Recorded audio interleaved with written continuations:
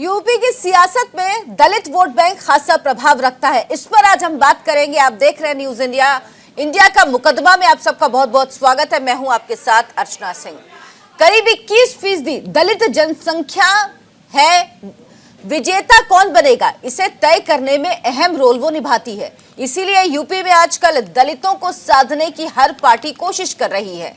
अखिलेश यादव पिछले 1 साल से बीएसपी के कई नेताओं को तोड़कर अपने पाले में लाए। समाजवादी पार्टी के गठबंधन को और मजबूत बनाने के लिए उनकी बात भीम आर्मी के प्रमुख चंद्रशेखर से चल रही थी, लेकिन ये बातचीत फेल हो गई। बात इतनी बिगड़ गई कि चंद्रशेखर ने न सिर्फ समाजवादी पार्टी से गठबंधन से इनकार किया, बल्कि अखिलेश पर दलित विरोधी होने का आरोप भी मढ़ दिया। इधर अखिलेश यादव ने चंद्रशेखर पर एक फोन कॉल के बाद मन बदलने का आरोप लगाया।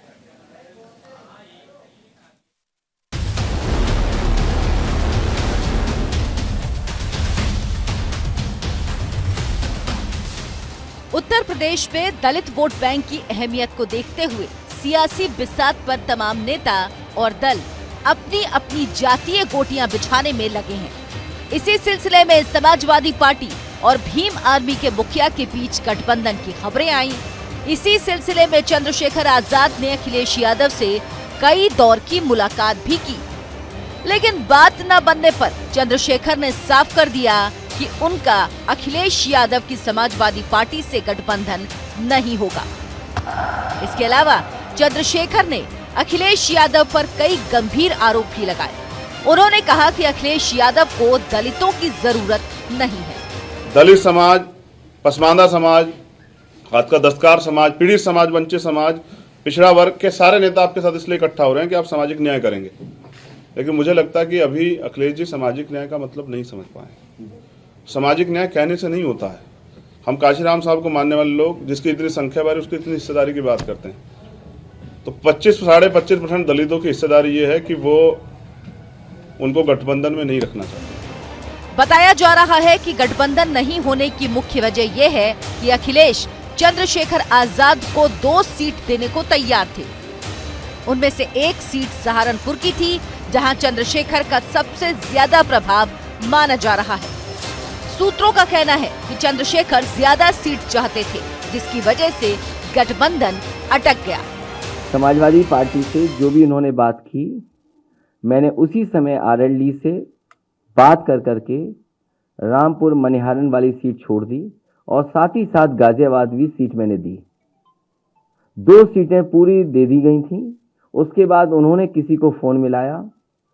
अब वो फोन किससे बातचीत हुई ये मैं नहीं जान सकता।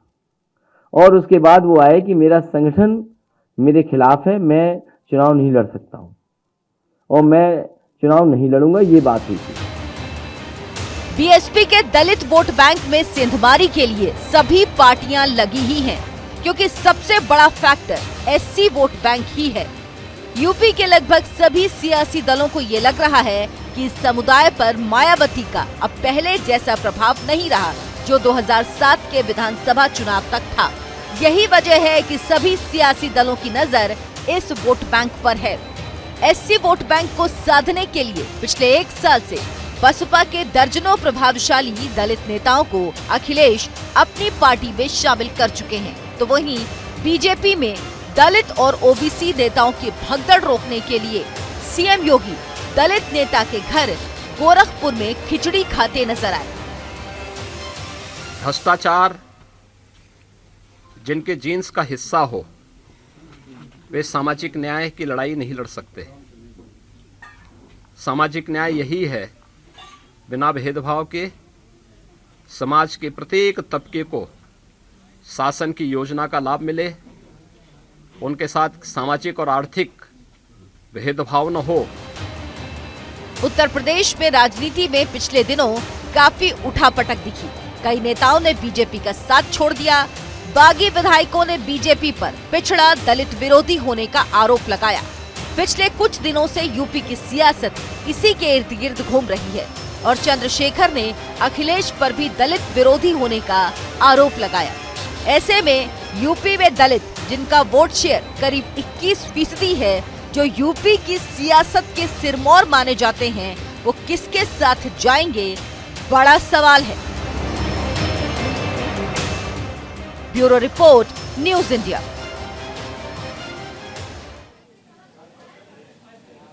तो सवाल यह है, दलितों को लेकर राजनीति तो होती है, लेकिन क्या वो राजनीति करने वाले दलितों का वाकई में कोई भला करते हैं, या ये सिर्फ एक राजनीति ही होती है दलितों के नाम पर? इस पर चर्चा करने के लिए हमारे साथ तमाम मेहमान जुड़े हैं।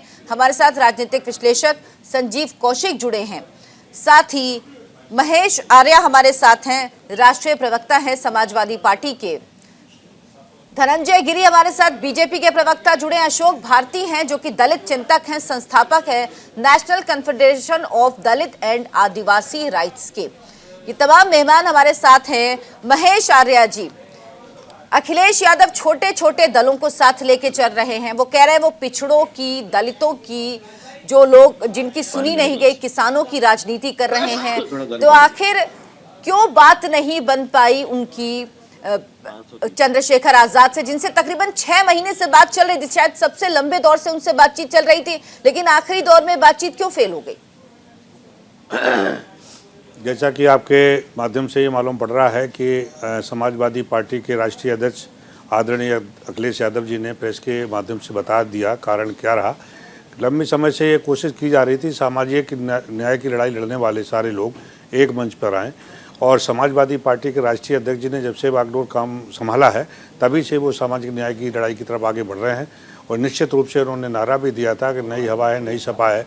अब इसमें सारी चीज़ें बनती हैं, विश्वास के ऊपर डिपेंड करता है, चाहे वो परिवार हो, चाहे वो रिश्ते हो, चाहे वो दलीय रिश्ता हो, विश्वास की डोर पे रिश्ते बनते हो बिगड़ते हैं। तो चंद्रशेखर जी को जो मौका दिया गया था, वो खुद भी बता रहे हैं 6 महीने से लगभग प्रयास कर रहे थे। तो जब अंतिम क्षण आया तो उसके बीच में बात बनते बनते उन्हीं की तरफ से बिगड़ी। अगर को बताएं वो कि वो कौन व्यक्ति था, किसकी कॉल थी कि जिसके कहने से उन्होंने इस सामाजिक लड़ाई में बात बनते बनते बिगड़ गई। इसका कोई जिक्र चंद्रशेखर आजाद ने नहीं किया। उन्होंने तो कहा है कि वो सामाजिक न्याय की बात करते हैं अखिलेश यादव, लेकिन उनको दलित पिछड़ों की जरूरत है नहीं, वो उनके लिए कुछ नहीं सोचते हैं।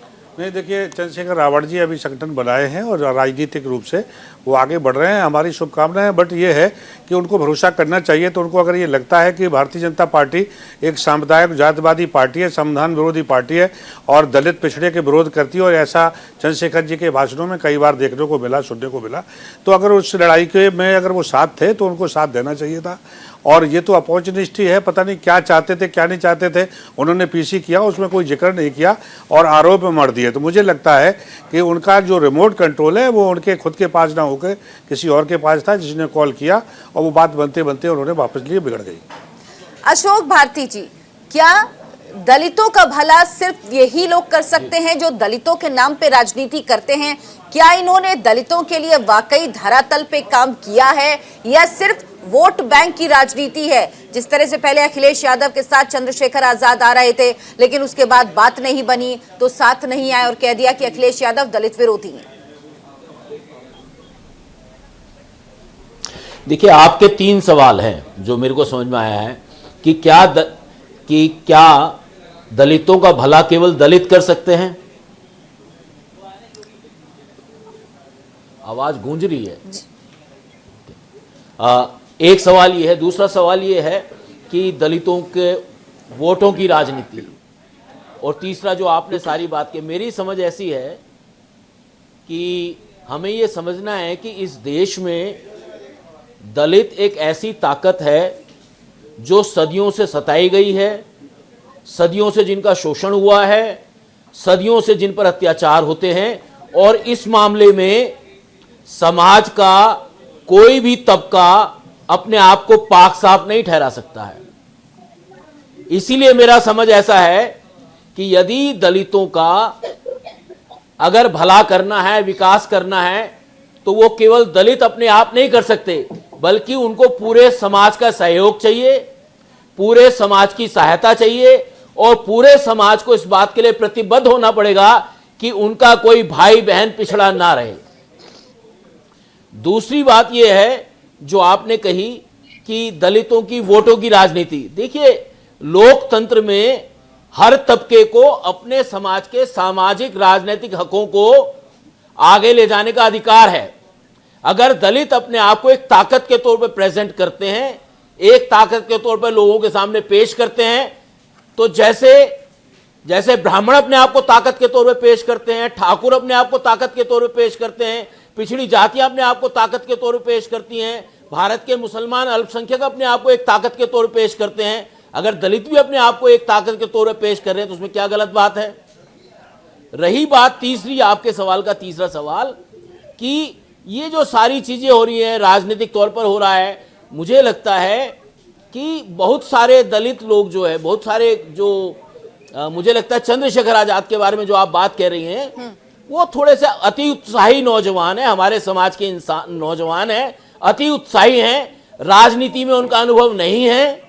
और वो जो पिछले 6 महीने से बात कर रहे थे, उस 6 महीने में अचानक उनको रातों रात ऐसा क्या सपना आ गया कि अखिलेश जो दलित विरोधी हो गए, पिछड़ा विरोधी हो गए, मायावती दलित और पिछड़ा विरोधी हो गई।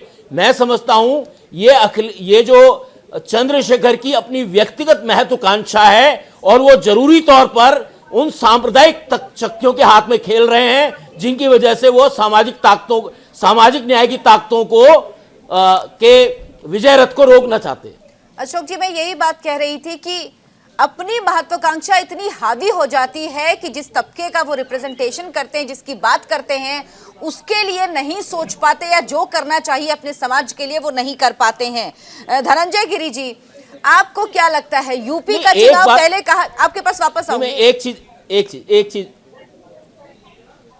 धनंजय गिरी जी, यूपी का चुनाव पहले धर्म पर था, अब क्या जाति पर हो गया है, जिसका जिक्र स्वामी प्रसाद मौर्य ने भी किया। आज चंद्रशेखर आजाद भी प्रेस कॉन्फ्रेंस कर रहे थे, उन्होंने कहा कि वो नहीं जाएंगे समाजवादी पार्टी के साथ। वो चाह रहे थे कि बीजेपी के खिलाफ एक मजबूत गठबंधन बने ताकि दलितों का शोषित जो है उनका भला हो सके। क्या इस बार जो 2022 के चुनाव हैं उत्तर प्रदेश के, वो अब जाति में बट गए हैं और इसका फायदा किसे हो रहा है? देखिए अर्चना जी, ऐसा है कि चंद्रशेखर जी हमराज बनने गए थे अखिलेश जी के पास। अखिलेश यादव जी ने हम सफर लायक भी नहीं समझा। चंद्रशेखर जी को अखिलेश यादव के सपा के इतिवृत्त पर नजर डालना चाहिए था। ये वही सपा है जिसने लखनऊ गेस्ट हाउस कांड में मायावती जी को तार तार किया। ये शुरू से ही उद्दंड उच्चट अपराधी गुंडों का संगठन है। अखिलेश जी के राज में कॉलेज परिसर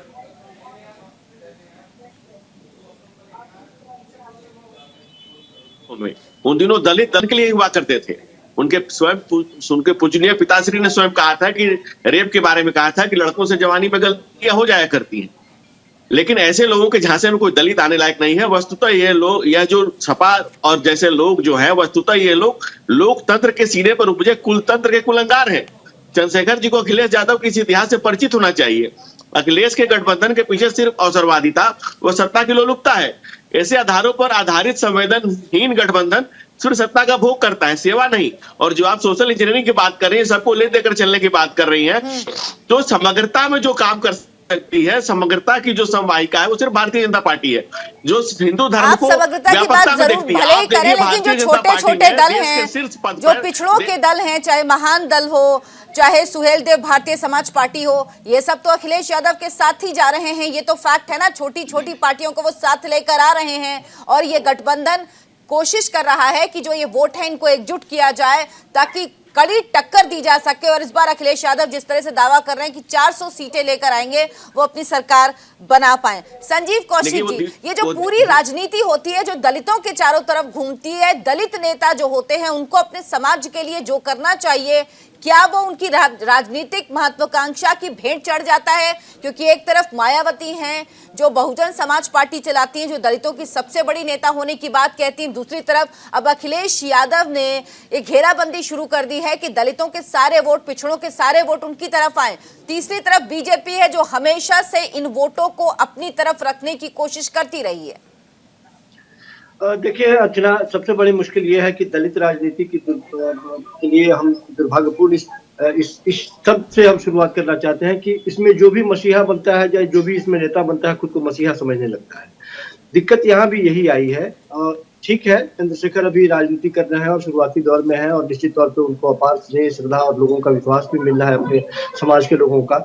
लेकिन इतनी ज्यादा महत्वाकांक्षा पाल लेना, आपको यदि सीटों की बंटवारा, ये कहने में कोई गुरेज नहीं है कि यदि ये बात नहीं बनी है तो सीटों के बंटवारे के मामले को लेकर के सीट नहीं बनी है। ये ज्यादा की उम्मीद रखते थे और वहां से जो हरी झंडी मिली थी वो मिनिमम मैक्सिमम 2 से 3 सीटों की बात हो रही थी। और उसी के ऊपर ये बात क्या अटक गई। अब आज के वक्त में यदि ये बात कहते हैं, वो जिस तरह से प्रेस कॉन्फ्रेंस कर रहे हैं और वो कह रहे हैं अपने आप को, क्या वो दलितों के सबसे बड़े पुरोधा के रूप में पेश करना चाहते हैं? क्या मायावती से भी बड़ा दलित नेता वो अपने आप को मानते हैं?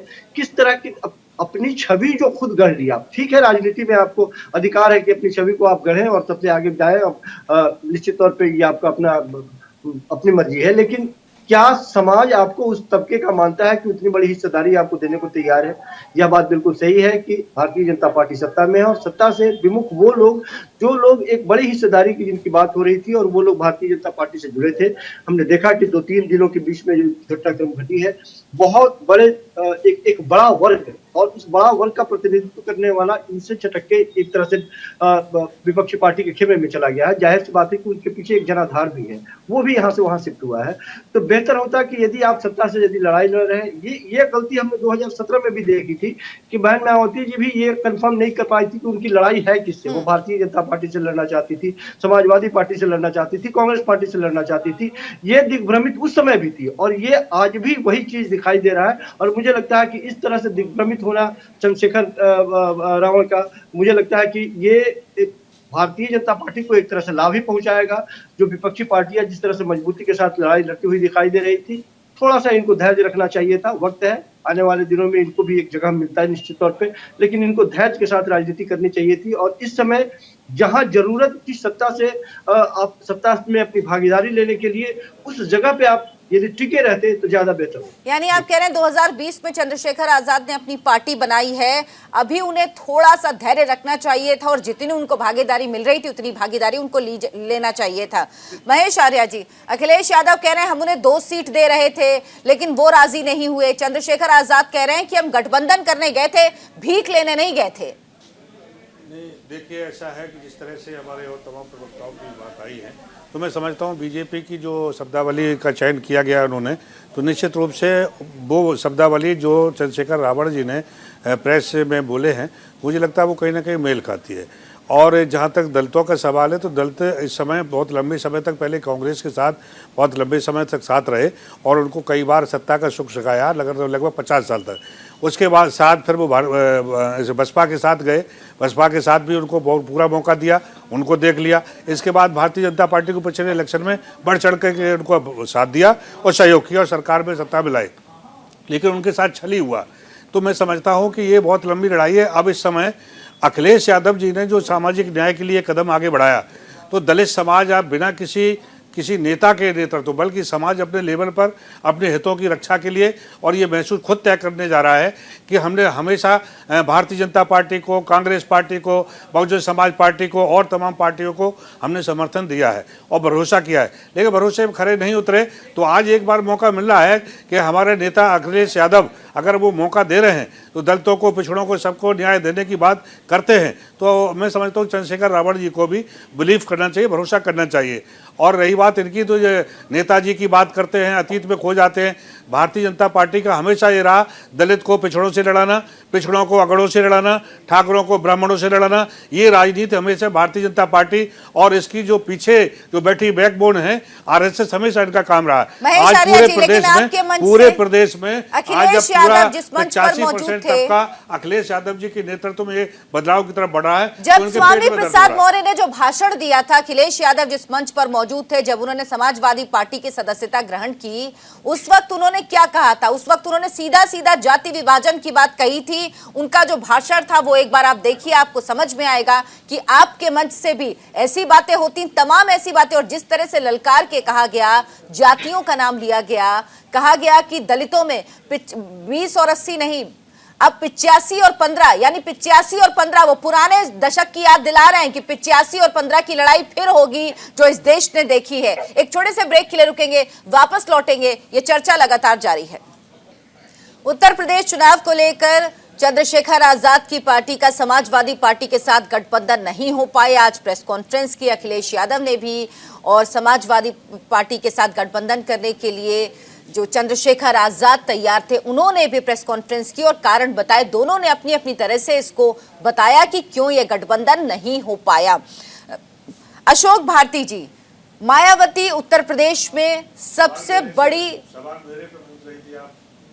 1585 की बात कर रही थी। नहीं, आपके पास आऊंगी, अभी पहले एक एक कर सबके पास जाती हूँ। अशोक जी, मायावती सबसे बड़ी दलित नेता मानी जाती है उत्तर प्रदेश में। हालांकि बसपा से निकलकर बहुत सारी छोटी छोटी पार्टियां भी बनी जो दलितों की बात करती हैं, लेकिन जब ये पार्टियां अलग चुनाव लड़ती हैं, अपने दम पर चुनाव लड़ती हैं, तो कुछ खास नहीं कर पाती, कुछ खास हासिल नहीं कर पाती हैं। जब ये किसी बड़े दल के साथ जाती हैं तभी इनको वोट मिलता है, तभी ये सीटें जीत पाती हैं। कमी कहां पर है, क्यों काम नहीं होता इस पर? देखिए, हमको ये समझना है कि मैं जो मायावती या बहुजन समाज पार्टी है वो एक लंबे समय के स्ट्रगल से पैदा हुई है। और ये जो लोग कल पैदा हुए हैं, परसों पैदा हुए हैं, वो अखिलेश जी को सामाजिक न्याय का पाठ पढ़ाने चले हैं। एक व्यक्ति जो 5 साल उत्तर प्रदेश जैसे सूबे का मुख्यमंत्री था, जिसमें 22% दलित लोग रहते हैं, उस व्यक्ति को, एक अदना सा व्यक्ति, तू कौन में खामे खा, वो अखिलेश यादव को सामाजिक न्याय का पाठ पढ़ाने चला है। कौन यकीन करेगा इस बात पर? ऐसे लोग जो राजनीतिक तौर पर दलितों का इस्तेमाल करना चाहते हैं अपने फायदे के लिए। मैं आपको बताना चाहता हूं कि आज जो भारतीय जनता पार्टी के प्रवक्ता यहां बैठे हैं वो बताएं कि नेशनल सिक्योरिटी एक्ट में चंद्रशेखर को बंद कौन सी पार्टी ने किया, उसके खिलाफ 100 मुकदमे किसने लागू किए, लगवाए। और आज जो बीजेपी है वो बड़ा चंद्रशेखर के साथ खड़ी है। वो चंद्रशेखर के साथ इसलिए खड़ा होता दिखना चाहती है भारतीय जनता पार्टी, क्योंकि उनको पता है कि आने वाली सरकार भारतीय जनता पार्टी की उत्तर प्रदेश में नहीं आएगी और अखिलेश यादव इस लड़ाई में पूरे उत्तर प्रदेश की जनता का नेतृत्व कर रहे हैं। धनंजय गिरी, क्या आपकी पार्टी चंद्रशेखर आजाद के साथ खड़ी हुई है इस वक्त? देखिए, मैं उनकी बातों को बिंदुवार जवाब दे देता हूं। जब कोई भी व्यक्ति कानून को तोड़ेगा तो उसके खिलाफ कानून सम्मत, विधि सम्मत कार्य किया जाएगा। ये पहली बात है। वो सरकार की प्राथमिकता होती है। सरकार के लिए हुआ करते थे। उनके पूजनीय पिताश्री ने स्वयं कहा था कि रेप के बारे में कहा था कि लड़कों से जवानी में गलतियां हो जाया करती हैं। लेकिन ऐसे लोगों के झांसे में कोई दलित आने लायक नहीं है। वस्तुतः ये लोग, यह जो सपा और जैसे लोग जो है, वस्तुतः ये लोग लोकतंत्र के सीने पर उपजे कुलतंत्र के कुलंगार हैं। चंद्रशेखर जी को अखिलेश यादव के इस इतिहास से परिचित होना चाहिए। अखिलेश के गठबंधन के पीछे सिर्फ अवसरवादिता व सत्ता की लोलुपता है।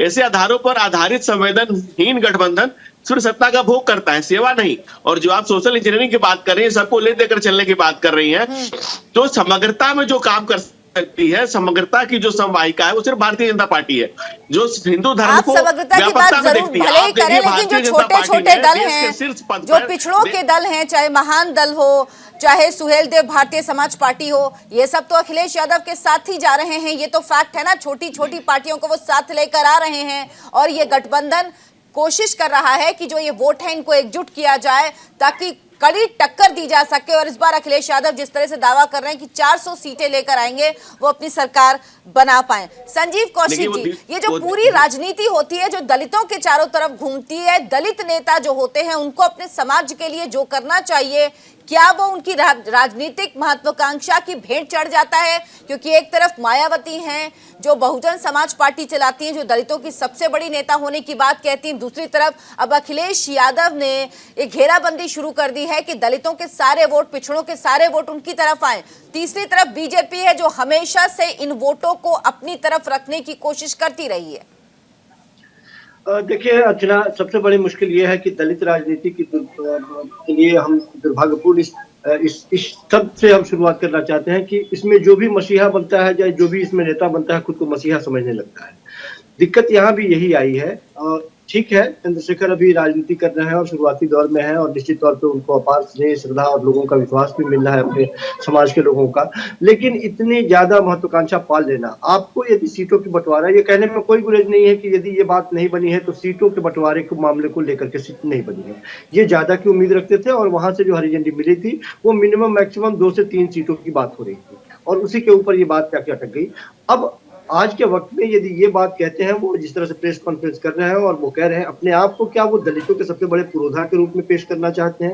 क्या मायावती से भी बड़ा दलित नेता वो अपने आप को मानते हैं? किस तरह की अपनी छवि जो खुद गढ़ लिया, ठीक है, राजनीति में आपको अधिकार है कि अपनी छवि को आप गढ़ें और सबसे आगे जाए, निश्चित तौर पर ये आपका अपनी मर्जी है। लेकिन क्या समाज आपको उस तबके का मानता है कि उतनी बड़ी हिस्सेदारी आपको देने को तैयार है? यह बात बिल्कुल सही है कि भारतीय जनता पार्टी सत्ता में है और सत्ता से विमुख वो लोग, जो लोग एक बड़ी हिस्सेदारी की जिनकी बात हो रही थी और वो लोग भारतीय जनता पार्टी से जुड़े थे। हमने देखा कि 2-3 दिनों के बीच में जो घटनाक्रम घटी है, बहुत बड़े एक बड़ा वर्ग है और उस बड़ा वर्ग का प्रतिनिधित्व करने वाला इनसे छटक के एक तरह से विपक्षी पार्टी के खेमे में चला गया है। जाहिर सी बात है कि उनके पीछे एक जनाधार भी है, वो भी यहाँ से वहां शिफ्ट हुआ है। तो बेहतर होता कि यदि आप सत्ता से यदि लड़ाई लड़ रहे हैं, ये गलती हमने 2017 में भी देखी थी कि बहन मायावती जी भी ये कंफर्म नहीं कर पाई थी कि उनकी लड़ाई है किससे। वो भारतीय जनता पार्टी से लड़ना चाहती थी, समाजवादी पार्टी से लड़ना चाहती थी, कांग्रेस पार्टी से लड़ना चाहती थी। ये दिग्भ्रमित उस समय भी थी और ये आज भी वही चीज दिखाई दे रहा है। और मुझे लगता है कि इस तरह से दिग्भ्रमित होना चंद्रशेखर रावण का, मुझे लगता है कि ये भारतीय जनता पार्टी को एक तरह से लाभ ही पहुंचाएगा। जो विपक्षी पार्टियां जिस तरह से मजबूती के साथ लड़ाई लड़ती हुई दिखाई दे रही थी, थोड़ा सा इनको धैर्य रखना चाहिए था। वक्त है, आने वाले दिनों में इनको भी एक जगह मिलता है निश्चित तौर पे, लेकिन इनको धैर्य के साथ राजनीति करनी चाहिए थी। और इस समय जहां जरूरत थी सत्ता से आप सत्ता में अपनी भागीदारी लेने के लिए, उस जगह पे आप यदि टिके रहते तो ज्यादा बेहतर हो। यानी आप कह रहे हैं 2020 में चंद्रशेखर आजाद ने अपनी पार्टी बनाई है, अभी उन्हें थोड़ा सा धैर्य रखना चाहिए था और जितनी उनको भागीदारी मिल रही थी उतनी भागीदारी उनको लेना चाहिए था। महेश आर्या जी, अखिलेश यादव कह रहे हैं हम उन्हें 2 सीट दे रहे थे लेकिन वो राजी नहीं हुए। चंद्रशेखर आजाद कह रहे हैं कि हम गठबंधन करने गए थे, भीख लेने नहीं गए थे। नहीं, देखिए ऐसा है कि जिस तरह से हमारे और तमाम प्रवक्ताओं की बात आई है, तो मैं समझता हूँ बीजेपी की जो शब्दावली का चयन किया गया उन्होंने, तो निश्चित रूप से वो शब्दावली जो चंद्रशेखर रावण जी ने प्रेस में बोले हैं, मुझे लगता है वो कहीं ना कहीं मेल खाती है। और जहाँ तक दलितों का सवाल है, तो दलित इस समय बहुत लंबे समय तक पहले कांग्रेस के साथ बहुत लंबे समय तक साथ रहे और उनको कई बार सत्ता का सुख सखाया, लगभग 50 साल तक। उसके बाद साथ फिर वो बसपा के साथ गए, बसपा के साथ भी उनको बहुत पूरा मौका दिया, उनको देख लिया। इसके बाद भारतीय जनता पार्टी को पिछले इलेक्शन में बढ़ चढ़ के उनको साथ दिया और सहयोग किया और सरकार में सत्ता मिलाई, लेकिन उनके साथ छली हुआ। तो मैं समझता हूँ कि ये बहुत लंबी लड़ाई है। अब इस समय अखिलेश यादव जी ने जो सामाजिक न्याय के लिए कदम आगे बढ़ाया, तो दलित समाज आप बिना किसी नेता के नेतृत्व, बल्कि समाज अपने लेवल पर अपने हितों की रक्षा के लिए और ये महसूस खुद तय करने जा रहा है कि हमने हमेशा भारतीय जनता पार्टी को, कांग्रेस पार्टी को, बहुजन समाज पार्टी को और तमाम पार्टियों को हमने समर्थन दिया है और भरोसा किया है, लेकिन भरोसे में खरे नहीं उतरे। तो आज एक बार मौका मिल रहा है कि हमारे नेता अखिलेश यादव अगर वो मौका दे रहे हैं तो दलितों को, पिछड़ों को, सबको न्याय देने की बात करते हैं, तो मैं समझता हूँ चंद्रशेखर रावण जी को भी बिलीव करना चाहिए, भरोसा करना चाहिए। और रही बात इनकी, तो ये नेताजी की बात करते हैं, अतीत में खो जाते हैं। भारतीय जनता पार्टी का हमेशा ये रहा दलित को पिछड़ों से लड़ाना, पिछड़ों को अगड़ों से लड़ाना, ठाकुरों को ब्राह्मणों से लड़ाना। ये राजनीति हमेशा भारतीय जनता पार्टी और इसकी जो पीछे जो बैठी बैकबोन है आरएसएस, हमेशा इनका काम रहा है। आज पूरे प्रदेश में आज जब पूरा 85% तबका अखिलेश यादव जी के नेतृत्व में ये बदलाव की तरफ बढ़ रहा है। जब स्वामी प्रसाद मौर्य ने जो भाषण दिया था, अखिलेश यादव जिस मंच पर मौजूद थे, जब उन्होंने समाजवादी पार्टी की सदस्यता ग्रहण की, उस वक्त उन्होंने क्या कहा था? उस वक्त उन्होंने सीधा सीधा जाति विभाजन की बात कही थी। उनका जो भाषण था वो एक बार आप देखिए, आपको समझ में आएगा कि आपके मंच से भी ऐसी बातें होती, तमाम ऐसी बातें। और जिस तरह से ललकार के कहा गया, जातियों का नाम लिया गया, कहा गया कि दलितों में 20 और 80 नहीं, अब 85 और 15, यानी 85 और 15, वो पुराने दशक की याद दिला रहे हैं कि 85 और 15 की लड़ाई फिर होगी जो इस देश ने देखी है। एक छोटे से ब्रेक के लिए रुकेंगे, वापस लौटेंगे, ये चर्चा लगातार जारी है।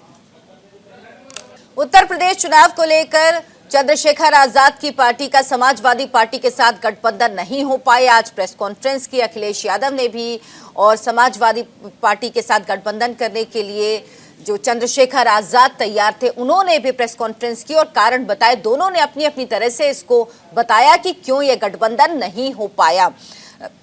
अशोक भारती जी, मायावती उत्तर प्रदेश में सबसे बड़ी,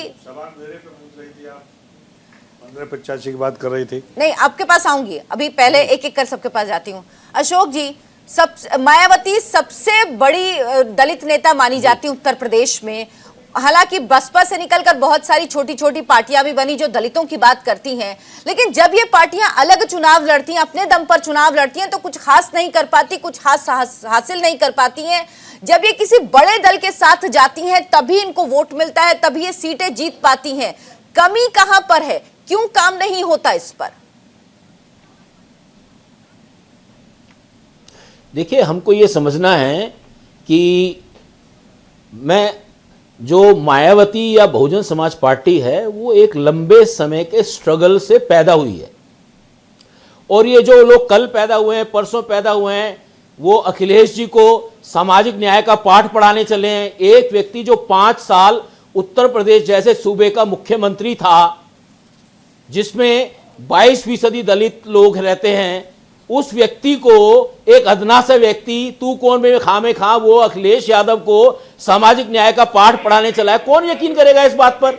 ऐसे लोग जो राजनीतिक तौर पर दलितों का इस्तेमाल करना चाहते हैं अपने फायदे के लिए, मैं आपको बताना चाहता हूं कि आज जो भारतीय जनता पार्टी के प्रवक्ता यहां बैठे हैं वो बताएं कि नेशनल सिक्योरिटी एक्ट में चंद्रशेखर को बंद कौन सी पार्टी ने किया, उसके खिलाफ 100 मुकदमे किसने लागू किए, लगवाए, और आज जो बीजेपी है वो बड़ा चंद्रशेखर के साथ खड़ी है। वो चंद्रशेखर के साथ इसलिए खड़ा होता दिखना चाहती है भारतीय जनता पार्टी, क्योंकि उनको पता है कि आने वाली सरकार भारतीय जनता पार्टी की उत्तर प्रदेश में नहीं आएगी, और अखिलेश यादव इस लड़ाई में पूरे उत्तर प्रदेश की जनता का नेतृत्व कर रहे हैं। धनंजय गिरी, क्या आपकी पार्टी चंद्रशेखर आजाद के साथ खड़ी हुई है इस वक्त? देखिए, मैं उनकी बातों को बिंदुवार जवाब दे देता हूं। जब कोई भी व्यक्ति कानून को तोड़ेगा तो उसके खिलाफ कानून सम्मत, विधि सम्मत कार्य किया जाएगा। ये पहली बात है। वो सरकार की प्राथमिकता होती है, सरकार लॉ एंड ऑर्डर को रखने के मजबूर होती है। दूसरी बात, जो दिवा स्वप्न देख रहे हैं वैसा कुछ नहीं होने वाला है। हमारी सरकार थंबिंग मेजोरिटी से आएगी, और आज का दिन है और 10 मार्च को फिर हमारे साथ बैठ लेंगे। मैं उनको इन्वाइट करता हूं, और हमारी सरकार थंबिंग मेजोरिटी से आएगी। दूसरी बात, दलित, शोषित, वंचित, पीड़ित समाज का अंतिम व्यक्ति, जो शांतिम पायदान पर खड़ा व्यक्ति है, वो भारतीय जनता पार्टी की तरफ से उम्मीद की तरफ से देखता है और जानता है कि वाचन में नहीं कर्मणा में विश्वास करते हैं। समाज के अंतिम पायदान पर खड़े व्यक्ति को धुएं से मुक्ति देने का काम, गांव में शौचालय बनाने का काम, दलित, पीड़ित, शोषित, वंचितों के साथ खड़े होने का काम जो भाजपा की सरकार ने किया है। यहां तक कि राम मंदिर के शिलान्यास का बात है तो कामेश्वर चौपाल जी से मंदिर का शिलान्यास करा करके जो हिंदू धर्म की समग्रता को, समानता को रखने का काम भाजपा ने किया। और जब देश के शीर्ष पद पर बिठाने का समय आया तो देश के दलित, संचित, वंचित, पीड़ित समाज से व्यक्ति को बिठाया गया। देश के राष्ट्रपति दलित समाज से आते हैं जो भाजपा की देन है, और देश के प्रधानमंत्री खुद ओबीसी समाज से आते हैं। तो हमें कोई समाज का समन्वय करना न सिखाए। हम मानते हैं कि आरक्षण उपकार नहीं, आवश्यकता है। आरक्षण समाज की देन है और जो निहायत जरूरी है, और हम समाज के हर वर्ग को एक समान रूप से देखते हैं। हम चाहते हैं कि सबका साथ, सबका विकास, सबका विश्वास, और हम ये वाचन में नहीं आप बात कह रहे हैं, लेकिन आपको छोड़ के जो लोग जा रहे हैं वो आरोप यही लगा रहे हैं कि दलितों, पिछड़ों की अनदेखी हुई है आपकी उत्तर प्रदेश की सरकार में, और इसीलिए वो छोड़ के जा रहे हैं आपको। संजीव कौशिक जी, जो 60% की लड़ाई है वोटों की, 60% वोटों की लड़ाई है उत्तर प्रदेश की, जिसमें 40% तकरीबन ओबीसी है और 20% तकरीबन SC ST है, क्या इसकी लड़ाई सबसे बड़ी लड़ाई है? क्योंकि सबसे बड़ा वोट बैंक ये है उत्तर प्रदेश में। देखिए, इसमें गलती क्या हुई है कि जिस तरह से भारतीय जनता पार्टी की सरकार आई और प्रचंड बहुमत से आई, लोगों ने ये उम्मीद रखा था, या जो लोग अभी इस पाले से छिटक के जा रहे हैं उन लोगों ने भी उम्मीद रखा था कि हमारी साझेदारी बहुत अच्छी खासी होगी। लेकिन समस्या सबसे बड़ी तब खड़ी हुई जब पूरे उत्तर प्रदेश में ठाकुरवाद की एक लहर बहा दी गई। आज के डेट में आप बताइए, इतिहास उठा के उत्तर प्रदेश में देख लीजिए, 20 जिलों में अभी भी आपको कलेक्टर ठाकुर मिलेंगे, 18 जिलों के कप्तान आपको मिलेंगे। तो ये ठाकुरवाद की जो लहर चलाई गई, निश्चित तौर पे ठाकुरवाद की लहर से कोई परेशानी नहीं थी। परेशानी उससे ज्यादा थी दलितों की उपेक्षा से, जो उनको सम्मान मिलना चाहिए था। हमने देखा कि किस तरह से दलित बेटी के साथ क्या हुआ, या दलितों की स्थिति ओवरऑल यदि उत्तर प्रदेश में देख लेने की बात हो तो निश्चित रूप से एक क्षोभ तो पैदा हुआ है कि जो हमें आश्वासन मिला, जो हमें भरोसे में रखा गया, वो हमें सम्मान नहीं मिला। यही नतीजा है कि यहाँ से निकल के लोग दूसरे पाले में जा रहे हैं, और वहाँ निश्चित तौर पे एक आश्वासन मिला और एक पुराना रिकॉर्ड भी है कि यहाँ से बेहतर आपको तवज्जो मिलेगा वहां पे। तो मैं सिर्फ इतना कह रहा था कि यदि चंद्रशेखर रावण की यदि इच्छा थी, वो चाहते थे कि इस न्याय की लड़ाई में उनकी भी कुछ भागीदारी रहे, तो थोड़ा सा धैर्य रखते, वो रखते। लेकिन उन्होंने जिस तरह से वहां से निकलने के बाद में आक्रामक शैली विपक्षी पार्टी पर लगाया, निश्चित तौर पे अपने लिए जो स्पेस उनका बन रहा था वो स्पेस उन्होंने खत्म कर दिया। आज के वक्त में वो कहा जा रहे हैं। अच्छा, ये स्पेस महेश आर्या जी, ये स्पेस नेता तय करते हैं या जनता तय करती है उस तबके की? क्योंकि जो भी नेता जब पार्टी छोड़ता है एक, तो वो दावा कर देता है कि हमारे जो वोटर हैं, जो हमारे साथी हैं, जो हमारे समाज के लोग हैं, वो चले गए। लेकिन क्या वाकई ऐसा होता है? क्या वाकई आप अपनी राजनीतिक महत्वाकांक्षा लेके अगर कहीं और चले जाते हो और दलित शोषितों के नाम पर जो तीन मंत्रियों के इस्तीफे आए जब, और आपकी पार्टी ज्वाइन की उनमें से 2 ने, तो भाषा, शैली, शब्दों का चयन एक ही था, तो 5 साल क्या ये लोग पूछेंगे नहीं कि आपने क्या किया? तब आपको याद नहीं आया कि दलितों शोषितों के लिए काम हो रहा है या नहीं? देखिए, निश्चित रूप से पहले तो मैं ये बीजेपी को जो प्रवक्ता बोले तो उनको बताना चाहता हूँ कि ये जो बात की, जातवाद की बात की है, तो जातवादी जो पार्टी है भारतीय जनता पार्टी है, समाजवादी पार्टी नहीं है। समाजवादी पार्टी में दलित, पिछड़े, अगड़े, सर्व, ठाकुर, बाणु, बनिया सभी समाज के लोग उसमें रहते हैं। दूसरी बात ये है कि देखो, अभी ये बंद करो उनको बोलना। दूसरा क्या है कि 18-20 की बात सबसे पहले भारतीय जनता पार्टी में सामाजिक विघटन पैदा करने के लिए मुख्यमंत्री योगी आदित्यनाथ ने किया। उनका सीधा नहीं, मेरी बात पूरी होने दीजिए। मेरा सवाल सुनिए ना, 18-20 में उन्होंने क्या किसी जाति, किसी धर्म का नाम लिया? निश्चित रूप से किसी जाति, किसी धर्म का नाम लिया?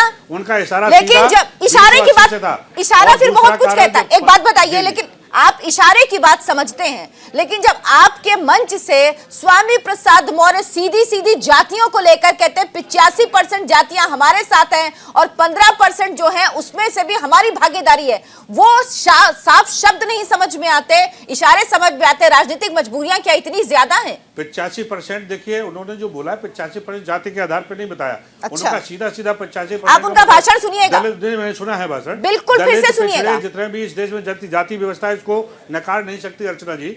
पूरी ये व्यवस्था जाति के आधार पर है, इस तरीके से बनाई गई है कि जाति कभी नहीं जाती। यही वो देश है जिस देश में दलितों के बच्चे को, दूल्हे को घोड़ी से नहीं चढ़ने दिया जाता। यही वो देश है, उनके साथ बहन बेटियों के साथ रोज आए दिन अत्याचार, बलात्कार किए जाते हैं, कार्रवाई नहीं होती। यही वो देश है, यही पार्टी है जिसकी सरकार में पिछड़ी समाज के नेता, हमारे पार्टी के राष्ट्रीय अध्यक्ष को, मुख्यमंत्री के घर को गंगा जल से और गौमूत्र से धुलवाया जाता। यही जातिवादी पार्टी है। हमारे ऊपर आरोप लगा रहे हैं, हमारे साथ जातिवाद के हम शिकार हो रहे हैं। हमारे पिछड़े समाज, दलित समाज, उनके हकों को मार रहे हैं, उनकी नौकरियां खा रहे हैं, उनके रिजर्वेशन को खत्म कर रहे हैं। उसके बाद ये आरोपी हमारे ऊपर नहीं, तो ये आरोप चंद्रशेखर आजाद ने भी लगाया है कि प्राइवेट सेक्टर में रिजर्वेशन की बात नहीं मानी अखिलेश यादव ने। खिचड़ी खाने का अर्चना जी जो ढोंग कर रहे हैं, वो ढोंग कामयाब मुझे लगता है ना, मैं एक बात बताऊं, मुझे लगता है पिछड़ा समझता कि ज्यादातर लोग, देश का बड़ा वर्ग महेश आर्या जी, कि हमको ठगा गया, हमारे वोट को लूटा गया, सुन लीजिए, ज्यादातर नेता ढोंग ही करते हैं जब ये करते हैं, क्योंकि अगर चाहे वो मुख्यमंत्री योगी आदित्यनाथ हो, चाहे वो आपके नेता हो, भारतीय जनता पार्टी तो बड़ी बिल्कुल नहीं, सब ढोंग ही होता है। क्योंकि आपको अगर किसी तबके का भला करना है तो उसके घर खाना खाने जाने की जरूरत नहीं है। तो भारतीय जनता पार्टी ने किया। धनंजय गिरी, आप जवाब दीजिए, फिर मैं अशोक जी के पास जाऊंगी। महेश आर्या जी, हो गया, भाषण नहीं। धनंजय जी बोलिए। देखिए, ऐसा है कि जो कुछ पर्टिकुलर पार्टियां हैं वो एक कुल के कुलंगार हैं, वो एक कुल के ही लोग उसमें हो सकते हैं, जाति भी छोड़ दीजिए, एक कुल की ही पार्टियां चल रही हैं, एक कुल का ही समझ चल रहा है उसमें। वो जाति की तो बात ही छोड़ दीजिए, वो पर्टिकुलर और ज्यादा छोड़ के क्या सपा में और किसी के लिए कुछ हो सकता है क्या? महेश जी, वो नहीं बोल रहे थे, अब आप मत बोलिए, जब आप बोल रहे थे वो नहीं बोल रहे थे। धनंजय जी बात कंप्लीट करिए अपनी जल्दी। और भारतीय जनता पार्टी सबका साथ, सबका विकास और सबका विश्वास, समन्वय में बात करती है। आप देखिए, जब मैंने पहले भी कहा आपसे कि जब देश के सर्वोच्च पद पर बैठने की बात आई तो दलित व्यक्ति को बैठाया गया। देश का प्रधानमंत्री खुद ओबीसी है। हर समाज के हर तबके को जितना हो सके समन्वित करके एक साथ लेकर चलने का हर तरह से जो प्रयास भारतीय जनता पार्टी ने जो सामूहिक रूप से किया, जो समाज के अंतिम पायदान पर खड़े हुए व्यक्ति को जिस तरह से शासन और सत्ता का लाभ पहुंचाया, जिस तरह से उसको स्ट्रेंथन किया गया है, जिस तरह से समाज के अंतिम व्यक्ति को जो बल दिया गया है, उससे कोई भी कितनी भी राजनीति कर ले, कितनी तरह की बात कर ले, लोग जो गए हैं किस कारण से गए हैं उस सबके समाज के सामने आ जाएगा। और जैसे आप पहले भी कर रहे थे कि एक ही जगह से टाइप हुआ है, किस कॉन्स्पिरेसी के तहत किया गया है, किस कैसी थ्योरी है, वो सब छुपा हुआ नहीं रहेगा। लेकिन समाज का अंतिम व्यक्ति जो सबसे कमजोर, दलित, पीड़ित, शोषित, वंचित व्यक्ति है, वो भारतीय जनता पार्टी के साथ इंटैक्ट रूप से खड़ा है और भारतीय जनता पार्टी पूर्ण बहुमत के साथ पुनः सरकार में आएगी। और ये मैं दावे से कह सकता हूं, 10 तारीख को साफ हो जाएगा कि कौन सरकार बना रहा, किसके पास कितनी सीटें आ रही हैं। अशोक भारती जी, दलितों की जब चर्चा होती है तो हर पार्टी अपनी भागीदारी उसमें ढूंढती है, लेकिन क्या अपनी राजनीति में, क्या अपने कामों में उनको उतनी भागीदारी दी जाती है जितनी होनी चाहिए? नहीं, मुझे लगता है कि ये बात आपकी बहुत ठीक है कि भारत की राजनीति में दलितों के स्पेस का बहुत बड़ी जगह बाकी है। और मुझे लगता है कि जो राजनीति का दौर चल रहा है, ये राजनीति हमको इस बात के लिए मजबूर करेगी और सबको मजबूर करेगी कि दलितों को अब एक पैसिव एलिमेंट के तौर पर कोई भी पार्टी स्वीकार नहीं कर सकती। मैं आपको एक छोटा सा उदाहरण बताता हूँ कि जब मुख्यमंत्री बाबा योगी आदित्यनाथ जी आए थे तो दलितों से मिलने के लिए उन्होंने साबुन और शैम्पू बंटवाए थे, और आज 5 साल बाद योगी आदित्यनाथ को उन्हीं दलितों के घर जाके खाना खाना पड़ रहा है। तो इतना पानी गंगा में बह चुका है कि अब कोई भी पार्टी दलितों को टेकन फॉर ग्रांटेड नहीं ले सकती। दलित उत्तर प्रदेश की सबसे बड़ी ताकत है और हर पॉलिटिकल पार्टी को यह समझना पड़ेगा कि उनको झुंझुना देके बहलाया नहीं जा सकता। उनके अधिकारों को सुनिश्चित करना पड़ेगा, उनके आर्थिक अधिकारों को, सामाजिक अधिकारों को, उनके सम्मान को, उनकी सुरक्षा को, उनकी बहन बेटियों की रक्षा को, उनकी शिक्षा को, उनकी दीक्षा को, इस सब चीज को सुनिश्चित करने के लिए पॉलिटिकल पार्टीज को ठोस रणनीतियां, ठोस पॉलिसीज बनाकर लागू करना पड़ेगा। अगर ये पार्टियां नहीं कर पाएंगी तो मैं समझता हूं कि एक नारा हमारे यहां लगा करता था, जब तक भूखा इंसान रहेगा धरती पर तूफान रहेगा। और मुझे लगता है उत्तर प्रदेश 2022 का चुनाव यदि दलित भूखा और कमजोर रहेगा तो उत्तर प्रदेश में शांति नहीं आ सकती। संजीव कौशिक जी, क्या आपको लगता है चंद्रशेखर आजाद अगर समाजवादी पार्टी के साथ आकर चुनाव लड़ते हैं, क्योंकि पश्चिमी उत्तर प्रदेश में कुछ सीटें ऐसी हैं, कुछ ऐसे क्षेत्र हैं जहां उनका प्रभाव है, पंचायत चुनाव में भी उन्होंने वहां पर कुछ जीत हासिल की थी, तो बेहतर होता उनकी पार्टी के आगाज के लिए भी? क्योंकि अभी तक आप रिकॉर्ड देखिए तो छोटी पार्टियां ऐसी जब किसी बड़ी पार्टी के साथ आकर लड़ती हैं तो उनका वोट बैंक बढ़ता है, उनकी भागीदारी सत्ता में बढ़ती है। इसीलिए मैंने कहा कि अति महत्वाकांक्षा ले डूबी चंद्रशेखर रावल को थोड़ा सा इंतजार करते हैं वो। और मुझे लगता है कि उनके वजन के हिसाब से, चूंकि वजन देखिए, ये कहने में कोई शिकायत नहीं है, गुरेज नहीं है कि आपको जितनी भागीदारी मिल रही है, आपके पीछे जो कारवां खड़ा है उसको ध्यान में रखते हुए मिल रही है। आपका वजन कितना है, आपके साथ लोग कितने हैं, कितनी सीटों पे आप प्रभाव रखते हैं, प्रभावित करने की क्षमता रखते हैं, उसके आधार पे ही आपको सीटें मिलेंगी। और जो मिल रहा था, मुझे लग रहा है कि संतुष्ट होना चाहिए था, थोड़ा सा धैर्य रखते हुए। लेकिन जिस तरह से अब तो खैर ये इस पर तो समय गंवाना ही उचित नहीं है कि अब वो जुड़ेंगे तो क्या होगा, नहीं जुड़ेंगे तो क्या होगा। उन्होंने अपने पैर पे कुल्हाड़ी मार ली जिस तरह का स्टेटमेंट दिया, और बाहर निकलने के बाद में अब देखना यह है कि उनके रास्ते अब कहाँ खुलते हैं, किस दरवाजे पे जाके वो रुकते हैं, अपने लिए, खुद के लिए अपना एक काम कहाँ करते हैं, या कहीं और जाके जहाँ संभावनाएं दिखाई दे रही है वहां जाके वो सबसे हुए दिखाई दे रहा है। क्योंकि डोरे उधर से भी डालने शुरू हो जाएंगे, कुछ न कुछ प्लस तो होगा ही होगा, इसमें कहीं कोई दो मत नहीं है। लेकिन महत्वपूर्ण यही है कि दलितों के लिए जो एक सम्मान की लड़ाई लड़ने की बात हो रही थी और ये लड़ता हुआ आदमी दिखाई दे रहा था, उसके ऊपर पश्चिम खड़ा करके मुझे लगता है कि उस लड़ाई को और कमजोर किया है एक तरह से चंद्रशेखर ने। महेश आर्य जी, क्या अभी बातचीत के रास्ते खुले हुए हैं? अभी ये गठबंधन हो सकता है, या बातचीत हो गई, बंद दरवाजे, अब कोई जगह नहीं बची है गठबंधन की? देखो मैडम, ऐसा है, वैसे तो सारी बात हमारे राष्ट्रीय अध्यक्ष जी ने क्लियर कर दिया है, क्योंकि अभी समय बचा नहीं है और जो भी सीटों का सिस्टम जो हमारे एलाइज पार्टनर बने हैं उनके साथ हो गया है। मैं बीजेपी के प्रवक्ता की बहुत बड़ी बात का जवाब देना चाहता हूँ 1-2 सेकंड के अंदर। उन्होंने अपने सबका साथ सबका न्याय की बात करी, सामाजिक न्याय की बात करी। उन्होंने कहा दलित वर्ग के बेटे को उन्होंने राष्ट्रपति बना के बहुत बड़ा दलितों के ऊपर एहसान किया। इनको शर्म आनी चाहिए कि देश के सर्वोच्च पद पर बैठा हुआ राष्ट्रपति, और जब वो मंदिर में जाता है पूजा अर्चना के लिए, महाकाल मंदिर में, वो दलित होने के नाते उसमें पूजा अर्चना नहीं करने दी और वो जाके सीढ़ियों बैठ के शर्म आनी चाहिए। पूरे देश में दुनिया का हो गया, तो मैं समझता हूँ ये बिल्कुल राजनीतिक वैसे सच्चाई है। जब जातवाद की बात आई है, ये राष्ट्रपति जी को आप ये विभाजन वाली बातें कर रहे हैं, आप ये बात जो कर रहे हैं ना, विभाजन वाली बात, वही बात जो मंच से हुई थी, वही बात जो मंच से हुई थी आपके यहाँ से, वही बात आप यहाँ बैठ के कर रहे हैं। आपको लगता है कि जातियां बटेंगी तभी वोट मिलेंगे, धर्म बटेगा, राजनीतिक दलों की परेशानी रहेगी, सामाजिक व्यवहारिक रूप में भी आना चाहिए। आप जो बात कह रहे हैं, आप जो बात कह रहे हैं वो आपने गलत बात कही है, आपने गलत बात कही है। धनंजय गिरी, चलिए आपने जो बात कही बहुत गलत बात कही है। आप राष्ट्रपति जैसे पद के लिए क्या बोल रहे हैं? जाति में बिल्कुल गलत बात। आप कह रहे हैं कि अगर आप पक्ष लेना चाहते हैं बीजेपी का, इस वक्त आपको पता है ना क्या प्रोटोकॉल चल रहे हैं? प्रोटोकॉल क्या चल रहे हैं? ठीक है, आप रहने दीजिए। महेश आर्या जी रहने दीजिए। आप लोगों को जाति विभाजन सूट कर रहा है, इसलिए किसी को भी घसीट सकते हैं, किसी को भी घसीट सकते हैं। पूछा अर्चना नहीं कर पाए। धनंजय गिरी जी, आपके यहाँ से जो ओबीसी पिछड़े लोग छोड़ के हो गया। महेश आर्या जी, आप भाषण देने लगते हैं, दिक्कत ये है। महेश, सच्चाई है ये मैडम। महेश, धनंजय गिरी जी, ठीक है, वो क्या जाने पीर पराई सबने सुनी है कहावत। दंश झेलता है, सच्चाई उसको पता है। अरे महेश आर्या जी, आप काहे के लिए इतना दर्द, आपने थोड़ी दंश झेला है, आप काहे के लिए इतना दर्द फील करने की बात कर रहे हैं?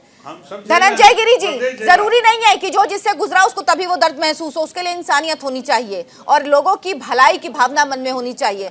धनंजय गिरी जी, क्या जो लोग आपको छोड़ के गए हैं, ओबीसी समाज के लोग, पिछड़े समाज के लोग, जो कह रहे हैं कि आप लोगों ने दलितों पिछड़ों के लिए काम नहीं करा, ये डर जो आज आपकी लिस्ट जारी हुई 107 उम्मीदवारों की, उसमें नजर आ रहा है? क्योंकि 60% से अधिक दलित और पिछड़े समुदाय के लोगों को टिकट दिया गया है इसमें। देखिए, भारतीय जनता पार्टी शुरू से सारे समाज को साथ लेकर चलने का काम करती है, कोई नया नहीं किया गया है। हम समाज को समग्रता में देखते हैं। मैं और इसलिए कह रही हूँ ना, क्योंकि जो अनरिजर्व्ड सीटें हैं उनसे भी दलितों और पिछड़ों को टिकट दिया गया है, इसलिए कह रही हूँ।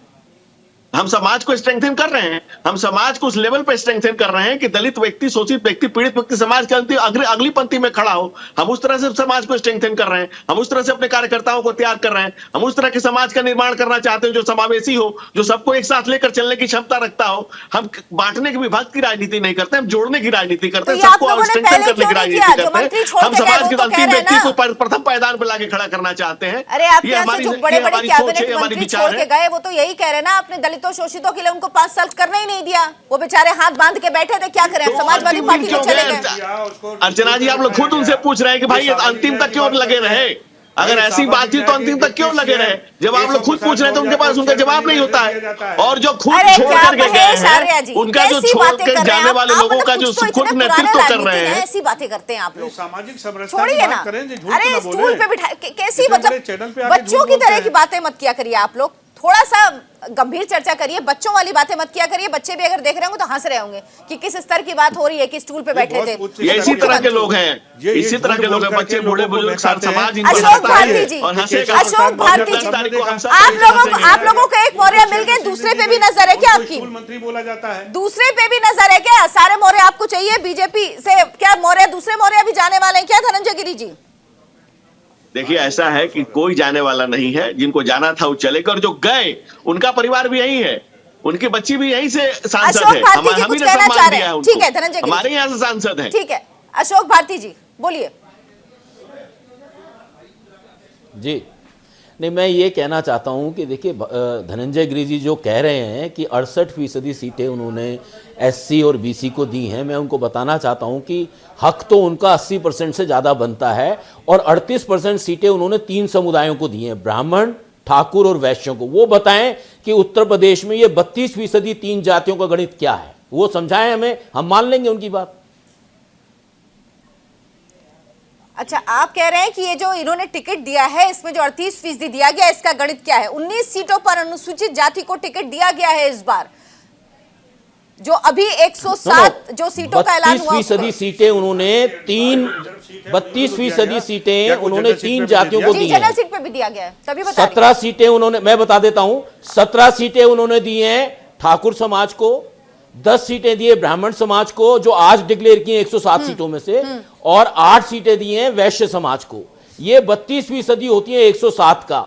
अब ये बताएं कि अगर मान लीजिए 100 सीटों में से अगर 32% सीटें वो 3 जातियों को देंगे, तो उत्तर प्रदेश की जो बहुत सारी जातियां हैं उनके प्रति उनका न्याय कहां गया? संजीव कौशिक जी, क्या सिर्फ जाति धर्म के आधार पर जब रिप्रेजेंटेशन मिलेगा, तब मैं मानती हूं कि जो जिस तबके का है उसको रिप्रेजेंटेशन मिलना चाहिए, जरूरी होता है उस समाज के लिए भी, लेकिन क्या 100% जब रिप्रेजेंटेशन मिलेगा तभी उस समाज के लिए काम कर पाएंगे? या सरकार सबके लिए काम करती है? सरकार के अंदर ये भावना होती है कि वो उत्थान करे, खासतौर पर उन लोगों का, उस तबके का जिनको सबसे ज्यादा जरूरत है? देखिए, सरकार यदि इतनी उदार हो जाए और सारे समाज के लोगों को या सारी जातियों के प्रति यदि एक नजरिए से देखे और एक नजरिए के साथ न्याय कर पाए तो इस तरह के क्षोभ नहीं पैदा होते हैं। लेकिन निश्चित रूप से सरकारों की तरफ से भी ये गलतियां होती हैं। और इस संजीव बार जी, भी वही एक सवाल और इस पे जोड़ूंगी। 5 साल तक दलित पिछड़ा मंत्री रहे, 5 साल बाद क्या हम तो कुछ कर नहीं पाए, हमारे तो हाथ बंधे हुए थे जी। अब बताइए, उसके बाद वो तबका ठगा हुआ महसूस करता है कि नहीं कि भाई 5 साल आप क्या कर रहे थे, पहले क्यों नहीं आपने बोला, पहले क्यों नहीं आपने छोड़ा? जब आपको लगा अब यहाँ पे एक दाल नहीं गल रही, तो अब चलो अब ये बोल दो कि हमारे समाज के लिए कोई काम नहीं हुआ। ये भी तो जिम्मेदारी तय करनी होगी। अर्चना, 2 बातें होंगी। यदि ये जिन लोगों के बारे में हम इशारों में बात कर रहे हैं वो लोग यदि पहले हट जाते तो क्या सरकार के ऊपर कोई फर्क पड़ने वाला था? यदि नहीं पड़ने वाला था तो मैं समझता हूँ कि पहले निकल के ये बेवकूफी करते। क्योंकि जब आप साथ में हैं तो कुछ तो कर रहे हैं, ना से हाथ तो है, कम से कम नहीं, आवाज वो तो कह रहे हैं ना कि हमारे तो हाथ बंधे हुए थे, हम तो कुछ कर ही नहीं पाए। लगातार कोशिश तो कर रहे हैं ना, लेकिन बाहर रह के आप क्या कोशिश कर लेते, कोई फर्क नहीं पड़ता और आप फांसी पे धकेले जाते। तो उससे बेहतर है कि मतलब सरकार आप भी में रहते हुए ऐसे लोगों का समर्थन कर रहे हैं? नहीं, बिल्कुल बिल्कुल। मैं ये कह रहा हूँ कि समय से पहले निकल के वो कहाँ जाते, क्या करते? कम से कम रह के वो उन्होंने लड़ाई तो लड़ी ना। आज एहसास हुआ कि हमारी लड़ाई पूरी नहीं हो पाई, हमें हाशिए पे धकेल दिया गया, फिर नए सिरे से हम लड़ रहे हैं, फिर वो निकल के कहीं और गए। अशोक जी, लेकिन आपको नहीं लगता अवसरवादी होने का ठप्पा लगता है?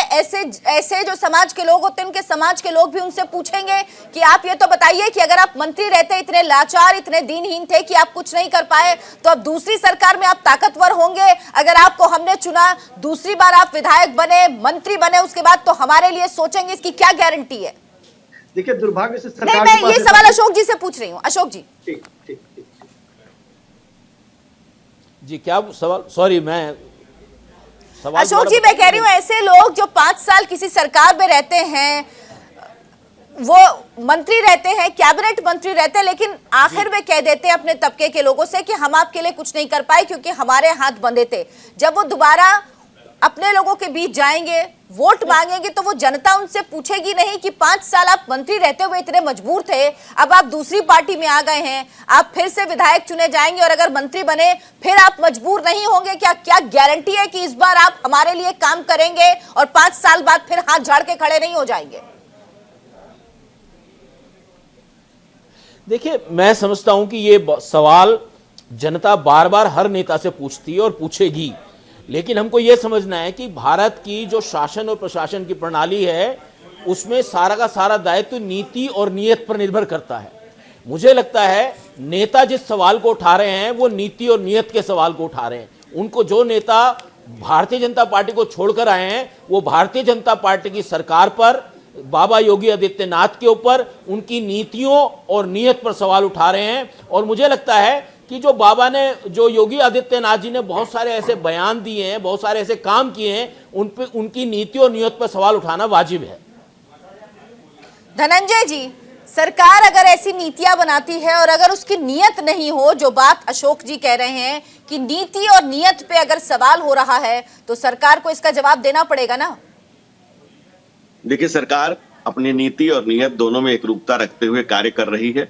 और आप सब है, अर्चना जी, आप भी जान रहे हैं कि चुनाव का समय है और जनता जो है, जनता पब्लिक है, पब्लिक सब जानती है। और जनता जो है मोदी जी के और योगी जी के शासन में अटूट आस्था रखती है, विश्वास रखती है और जनता इसका जवाब देगी। हम जिस चुनाव में गए हैं, चुनाव के समर में गए हैं, वहां से भारी बहुमत से जीत करके आएंगे। देखिए, आने वालों के भी अपने तर्क होते हैं और जाने वालों के भी अपने तर्क होते हैं। बसपा छोड़कर स्वामी प्रसाद मौर्य जो भाजपा में आए थे तो अपने साथ इसी तरह के तीखे बयान लाए थे। न इनके आने से उत्साहित थे, न इनके जाने से हम उत्साहित हैं। भाजपा भारत का सनातन सत्य है, यह सतत गतिशील है। भाजपा में होना एक अवसर है, राष्ट्रध्वज की एक साधना और आराधना है। कौन क्या बोलता है और क्या करता है, संज्ञान में लेने की जरूरत नहीं है। स्वामी जैसे लोग आएंगे जाएंगे, क्या लग रहा है भारत की जनता, जो छोटे छोटे दल या जो बीजेपी से लोग, धनंजय जी, बहुमत से हम सरकार बनाएंगे। जो छोटे छोटे दल के साथ आप चुनाव लड़ रहे हैं, जो छोटे छोटे दल आप लोगों के साथ आए या जो बीजेपी से जो लोग साथ आए हैं, आपको क्या लग रहा है इनके सहारे ही दलितों, पिछड़ों की आवाज उठाई जा सकेगी और इस समाज को रिप्रेजेंटेशन देने के लिए इनकी भागीदारी जरूरी है? देखिए, भागीदारी की तो हमेशा बात है कि जो माननीय कांशीराम साहब ने एक नई फिलॉसफी चलाई थी, जितनी जिसकी संख्या भारी उतनी उसकी हिस्सेदारी, पूरी सामाजिक समरसता का सबसे बड़ा स्लोगन दिया था। और मैं समझता हूँ उस स्लोगन से पूरे सामाजिक न्याय उसी से चलेगा, जबकि जिस आंकड़ों को, पिछड़ों को जितना जिसका हक बनता है वो दिया जाना चाहिए। मैं समझता हूँ जब भारतीय जनता पार्टी की सरकार में लोगों ने कोरोना काल में जलती हुई लाशें देखी, बहन बेटियों के साथ दुराचार अत्याचार देखा, जनता जनार्दन है, सबसे बड़ा अदालत है, वो अदालत को करेगी। हमारी पार्टी हमारी पार्टी एक सेकंड मैं बोल रहा हूँ, मुलायम सिंह यादव हमारी को पार्टी मुख्यमंत्री बना के काशीराम पछता रहे थे। अखिलेश यादव दूरदर्शी हैं, लेकिन मैं नहीं चाहता मैं पछताऊं, इसीलिए मैं इस गठबंधन से अलग हो रहा हूं। बाबा साहब डॉक्टर आपने काशीराम का जिक्र किया, इसीलिए मैंने ये लाइन कही। मेरे पास वक्त इतना ही था। अशोक भारती जी, धनंजय गिरी जी और संजीव कौशिक जी, महेश जी, आप सबका बहुत बहुत शुक्रिया इस चर्चा में शामिल होने के लिए। तो कुल मिला के अगर सरकार नीति बनाए और सरकार की नियत हो तो हर तबके का रिप्रेजेंटेशन के साथ उसके लिए काम किया जा सकता है, लेकिन उसके लिए सरकार की इच्छा शक्ति होने की जरूरत सबसे ज्यादा है। बहुत बहुत धन्यवाद इस चर्चा को आप सबका देखने के लिए। नमस्कार।